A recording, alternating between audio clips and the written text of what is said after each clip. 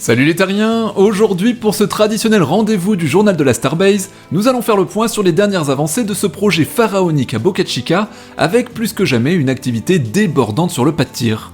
D'étranges structures que nous vous présenterons dans cette vidéo ont donc fait leur apparition, et on se demande parfois si les équipes de SpaceX ne jouent pas un peu aux devinettes avec nous, dans une sorte de jeu de plateau ou de gigantesque Tetris improvisé. Et puisque nous avons beaucoup d'abonnés férus de science, nous travaillerons ensemble sur le processus de séparation des étages d'une fusée, afin de mieux vous familiariser avec les immenses défis que doivent relever les équipes d'Elon Musk, et plus généralement les ingénieurs qui travaillent dans l'aérospatiale. C'est parti!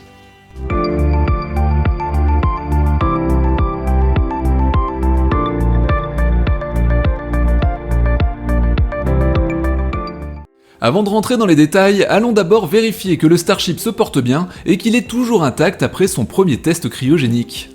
Bonne nouvelle, le dernier test ne semble pas l'avoir pulvérisé, les simulateurs de poussée ont été retirés, et les équipes de SpaceX en ont même profité pour faire un essai de moindre envergure mais complet sur les volets. Pas de nouvelles infos en revanche sur les tuiles qui avaient été soufflées juste avant le test, et comme nous en parlions dans le dernier journal de la Starbase, il est fort probable que le bouclier thermique puisse encore subir quelques modifications. Il y a donc fort à parier que les équipes de SpaceX planchent actuellement sur le sujet, et à l'heure où je réalise cette vidéo, si le vaisseau phare d'Elon Musk ne semble pas avoir été trop sollicité ces derniers jours, il ne manque pas de faire son petit effet simplement en trônant sur le pas de tir et en affichant fièrement toutes sortes de détails. Mais voyez plutôt, sa structure extérieure ainsi passée au peigne fin et criblée de toutes sortes d'indications vous paraît-elle claire ? Vous pouvez y mettre votre grain de sel en vérifiant si chaque élément correspond bien aux fonctions qu'on leur attribue, car pour l'instant ce ne sont encore que des suppositions. Alors si cette devinette un peu technique vous titille et que vous notez des incohérences, laissez donc vos remarques en commentaire. Le Starship S-20 se porte donc bien, et du côté de ses petits frères ou les futures versions du vaisseau, tout n'est qu'une question de temps. Encore en cours d'assemblage, les versions S-21 et S-22 ont été aperçues, morceau par morceau, et c'est ainsi que nous avons pu constater quelques progrès. Par exemple, en ce qui concerne le S-21, son cône a déjà été pourvu de tuiles, comme vous pouvez le vérifier sur cette image. Cette politique de développement permanent sur la Starbase nous permet de nous rendre compte que désormais, les équipes de SpaceX, avant même d'entamer les phases d'assemblage des versions à venir du Starship et du booster, installent déjà les équipements que l'on pensait voir apparaître plus tard dans le processus de construction, à l'instar de ces tuiles sur le cône ou encore sur certaines parties du S-21 à hauteur des réservoirs. Pour ce qui est du S-22, ce sont 3 dômes disposés les uns à côté des autres et visiblement prêts pour être gainés. Ils ont été vus ici au début du mois d'octobre sur le site de construction. Le B5, future version du booster Super Heavy B4, quant à lui est toujours sollicité, puisque l'une de ses sections a été soulevée et empilée sur une autre. Ainsi, tout comme les futures versions du Starship, les différentes sections du B5, selon la même stratégie de développement permanent, se voient d'ores et déjà implémentées de sous-systèmes tels que les câbles, la tuyauterie et les avioniques, ou autrement dit les équipements électroniques embarqués qui aident au pilotage des fusées, avant même que l'assemblage ne soit complété. Passons à présent sur d'autres éléments de la fusée que l'on peut trouver dispatchés un peu partout sur le sol de la Starbase. On remarque justement ici des grid fins ou futures grilles de support probablement destinées au B5 et non loin de là, on peut voir clairement 2 autres sections du futur booster B6 se faire dorer la pilule au beau milieu du site de production. Mais ce qui mérite vraiment notre attention ici, c'est ce cercle de métal destiné à protéger la base du booster, tout en laissant passer la tuyauterie nécessaire pour les moteurs Raptor, comme ces nombreuses ouvertures circulaires le laissent penser. Pour rappel, le Super Heavy devait compter à la base une vingtaine de moteurs installés sur sa circonférence et 9 autres en son centre. Or, ce qui nous est permis d'observer ici, c'est le nombre d'ouvertures sur ce cercle protecteur. Au final, ce pourrait bien être 33 moteurs et non 29 qui se cacheraient sous la jupe du Super Heavy, comme l'annonçait Elon Musk. Et ce nouveau dispositif serait-il réservé aux prochaines générations de boosters ? C'est encore à mettre au conditionnel, mais si tel était le cas, les nouvelles versions seraient capables de pousser jusqu'à 6100 tonnes. Si à cela nous ajoutons les capacités des Raptor 2, le B5 ou B6 pourrait même aller jusqu'à 7600 tonnes, soit 2 fois plus que la fusée Saturn V qui avait pour mission de transporter les astronautes américains sur la Lune en 1969. Mais tout ceci n'est encore que projection, alors il va falloir encore nous armer de patience. Cependant, cette dernière est mise à rude épreuve, surtout quand sur la Starbase, des allers-retours incessants, des fermetures de route et une activité débordante et sans fin n'en finit pas d'aiguiser notre curiosité. À l'image de ce réservoir que vous voyez ici de profil, ou même de ce QD Arm, bras de déconnexion rapide qui a pour mission de ravitailler en ergol le Starship et le Super Heavy, qui se porte lui aussi à merveille et nous salue ici par un premier test de mobilité. Et oui, le QD-Arm semble opérationnel, et le voir ainsi pivoter sur son axe nous laisse présager d'autres avancées majeures à venir. Enfin, pour ce qui est du trafic incessant sur la route de Boca Chica, un Raptor a lui aussi défilé sous l'objectif des nombreuses caméras des aficionados de SpaceX postées sur place, et qu'on remercie d'ailleurs pour leurs nombreuses images et mises à jour. Ce moteur a été, semble-t-il, transporté jusqu'au site de lancement après avoir subi des vérifications, sans doute pour être installé sur le Starship en vue du prochain test de mise à feu statique. Dans ce tumulte incessant, une énigme en chasse une autre. En effet, une étrange architecture a fait son apparition à côté de la tour de lancement. Alors, quelle est cette énorme structure rouge que vous pouvez observer sur ces images ? En effet, le 6 octobre, cette étrange et massive armature s'est invitée sur le pas de tir de la Starbase. Mes chers terriens, les pronostics sont donc ouverts. À votre avis, à quoi peut-elle bien servir ? Est-ce un étage intermédiaire permettant d'élever et de supporter temporairement le poids d'une partie du chariot ? Réponse C, une kippa surgelée. Ou une double mâchoire destinée à agripper la tour de lancement et qui servira de support pour fixer les bras de récupération que sont les chopsticks avant leur installation définitive ? C'est la mer Noire. Pourrait-il s'agir d'un énorme ascenseur et répartiteur de charge pour aider la grue Frankencrane à soulever leur masse ? C'est la mer Noire. Ou bien encore un pont entre les réservoirs et la tour orbitale pour acheminer les tuyaux d'alimentation en ergol ? 2. Et si vous pensez que ce n'est rien de tout cela, auriez-vous une autre idée à nous suggérer ? Voici déjà un indice. Et oui, il s'agit bien du chariot. Et comme vous pouvez le constater sur ces images, ce dernier a été soulevé par la grue Frankencrane à la verticale et retourné. La mâchoire inférieure du chariot reposant ainsi sur le sol et la mâchoire supérieure quant à elle reposant sur l'énigmatique structure rouge en question, permettant ainsi de ne pas fragiliser la colonne vertébrale de son armature et d'éclaircir au moins cette énième énigme.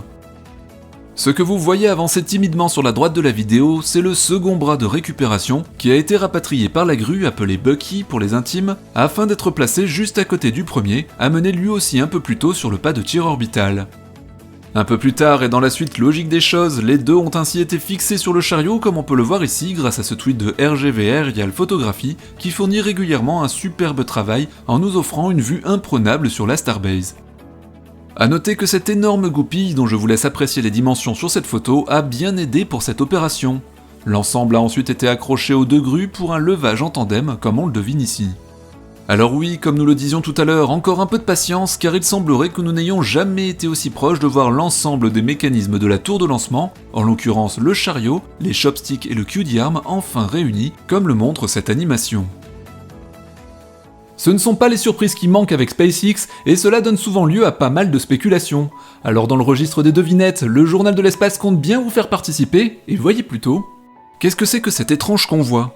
Eh bien, il semble que ce soit des maillons de chaîne qui, une fois assemblés, formeraient une architecture solide sur laquelle il serait possible de faire courir des câbles sans les soumettre à trop de pression et sans leur faire subir des torsions trop importantes.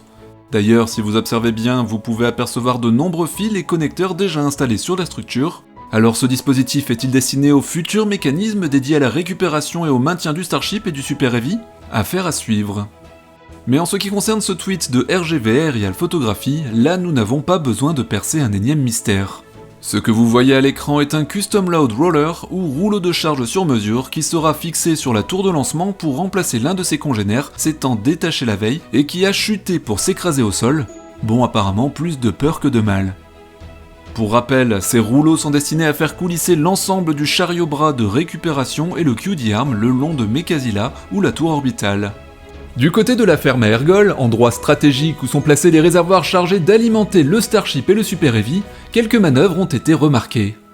Ici, plus vraiment d'énigmes à se mettre sous la dent, et comme vous pouvez le voir sur ces images, une coque de protection extérieure blanche cryogénique, ou cryoshells pour les plus avertis d'entre nous, a été placée sur l'un des réservoirs à oxygène liquide, en l'occurrence le GSE-6. 2 heures plus tard, le GSE-8, qui sert à stocker le méthane liquide, a été transporté au site de lancement et hissé par la grue puis déposé à son emplacement final, réunissant ainsi la totalité des réservoirs de la ferme à Ergol.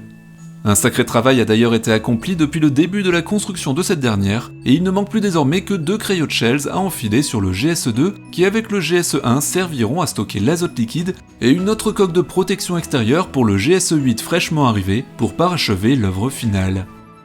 Passons à présent à la rubrique technique du journal de la Starbase. Comme vous le savez, le but de la science c'est justement de résoudre les énigmes que la nature sème ici et là sur notre chemin. Cette dernière fait régulièrement des découvertes, et même si cela demande beaucoup de travail, d'inspiration et d'expérimentation, le jeu en vaut toujours la chandelle. C'est pourquoi nous souhaitions, avec l'équipe du Journal de l'Espace, vous donner encore quelques détails techniques afin d'expliquer le défi constant que représente la simple séparation d'un étage de fusée.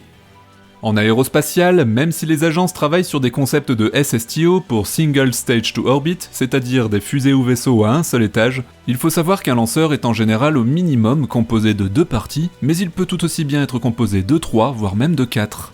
D'ailleurs, les satellites qui ont souvent un moteur et des ergols peuvent aussi être considérés comme un étage à part entière. Chaque hauteur supplémentaire augmente donc le poids, la complexité et le coût du lanceur, et c'est pourquoi de nos jours les fusées sont en général composées de 2 parties pour les raisons évoquées. Si l'étage du bas d'une fusée sert clairement à faire décoller l'ensemble de sa structure, celui du haut quant à lui a pour but de délivrer une cargaison. Lorsque le premier n'a plus assez de carburant dans ses réservoirs, il est alors éjecté pour des raisons évidentes de charge inutile.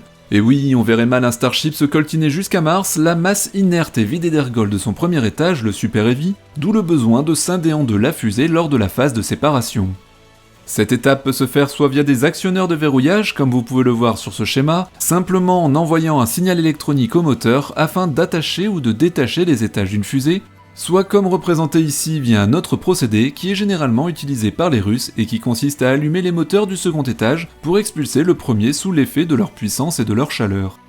À la suite de cette procédure et à l'aide de petites fusées de séparation, il est possible de ralentir l'étage largué afin d'éviter que ce dernier ne vienne percuter le second. En effet, l'extinction des moteurs de la partie éjectée peut ne pas être totale, tout comme l'allumage de l'étage toujours en course n'est pas forcément immédiat. Mieux vaut donc faire en sorte que les deux ne se percutent pas, comme ce fut d'ailleurs le cas pour SpaceX au tout début de son aventure spatiale. Enfin, quel que soit le procédé, et si tout se passe bien, les moteurs de l'étage du haut s'allument, et comme ce dernier pèse bien moins lourd que la fusée dans son intégralité, il se trouve alors boosté par la perte de l'étage du bas, et poursuit ensuite sa trajectoire pour mettre en orbite sa cargaison. Cette séparation n'est pas à prendre à la légère, et comme c'est souvent le cas dès qu'il s'agit d'aérospatial. Alors comment l'entreprise d'Elon Musk compte séparer le Starship de son booster Super Heavy ? Là encore, SpaceX fait des siennes et décide de ne pas faire comme tout le monde. En effet, le PDG de l'entreprise a simplement annoncé que sa fusée n'aurait pas de mécanisme de séparation, au point d'affirmer que ce dernier était même complètement inutile. Bon, on comprend aisément que cela puisse agacer, car sur plus de 60 ans de conquête spatiale, certains procédés ont tout de même fait leurs preuves, et Elon Musk fait un peu figure d'enfant gâté qui boude les jouets des anciens. Mais laissons-le progresser et voyons comment il compte s'y prendre. Après tout, si les fusées sont réutilisables de nos jours, c'est peut-être aussi et justement grâce à cette volonté qu'il a de ne pas faire comme tout le monde. Mais alors, comment compte-t-il s'y prendre pour la phase de séparation des étages ? Eh bien tout simplement en utilisant les bonnes vieilles lois de la physique, mais un dessin valant mieux que de longs discours, regardez plutôt cette animation.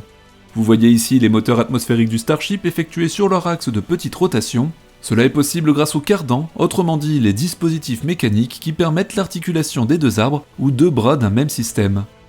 Elon Musk compte sur ce mouvement des Raptors quelques secondes seulement avant la séparation pour que le Starship puisse éjecter mécaniquement le booster. Lors de cette étape clé du processus de mise en orbite, le Super Heavy sera encore 5 fois plus lourd que le vaisseau, et cette légère rotation des moteurs atmosphériques créera alors une force centripète, ou force permettant de maintenir un objet dans une trajectoire incurvée, suffisante pour causer la séparation des deux étages, permettant ainsi au booster de glisser tranquillement loin du Starship sur une trajectoire droite et stable. Cette manœuvre serait donc l'occasion pour SpaceX de s'épargner le développement de systèmes de poussée ou de charges pyrotechniques pour éjecter les quelques centaines de tonnes du booster, et de réduire le poids total de la structure tout en affectant positivement la consommation d'ergols. Alors dans cette configuration, on serait tenté de demander, est-ce qu'un tel procédé ne serait pas susceptible d'abîmer les fameuses tuyères des Raptors dont nous parlions dans le dernier journal de la Starbase ? Eh bien en théorie non, car elles seront enveloppées et donc protégées par la jupe du Starship. Cette méthode est déjà développée par SpaceX et notamment sur la Falcon afin de mettre en orbite ses satellites. En théorie donc tout va bien, encore faudra-t-il le mettre en pratique lors du premier tir orbital du Starship, et c'est ce que nous espérons bien voir sur un prochain journal de la Starbase, bien évidemment. Voilà les terriens, au nom de l'équipe du Journal de l'Espace, j'espère que la vidéo vous a plu, et si c'est le cas, n'hésitez pas à la partager, à commenter et à faire briller ce pouce bleu pour accrocher le Journal de l'Espace à la tour de lancement de l'algorithme de YouTube. Ouais, on est allé la chercher loin celle-là. Allez, à vendredi, salut les terriens!